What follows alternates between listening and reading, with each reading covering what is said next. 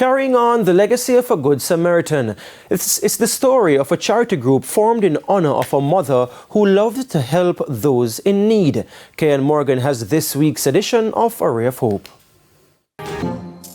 Preparing, caring and nurturing kids for the future, or for short, PCN Kids.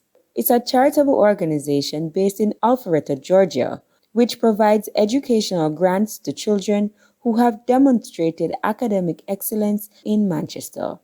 President and CEO Garth Abiola says PCN is an abbreviation of his mother's name, Paulette Corinne Newfield. She had lived a life of charity.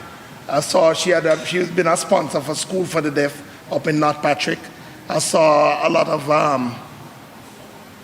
letters thanking for school books, thanking for uniform and all that she has done. And I reflected back in my life, and through my grandmother I realized that I'm from a family of charity. So I decided that I would like to continue. Formed in 2008, the charity has assisted close to 140 students with grants to cover their tuition, books, uniform and meal allowances. Chief Operation Officer Carl Ramsey says the students can be assisted up to 7 years. However, they must maintain good grades and attendance.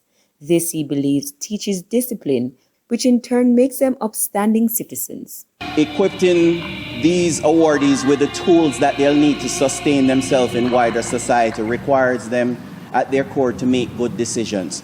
So it's about improving their perspective, giving them exposure and helping to develop that mindset and cultivate that growth with them so that they improve their decision making. Principal of the Macintosh Memorial Primary School in the parish, Yvonne Wines, says her institution is one of many to benefit yearly since the charity's inception 15 years ago. It has helped them to become all-rounded individuals who are propelling to become positive nation builders. It has allowed me to have that charitable spirit of philanthropy.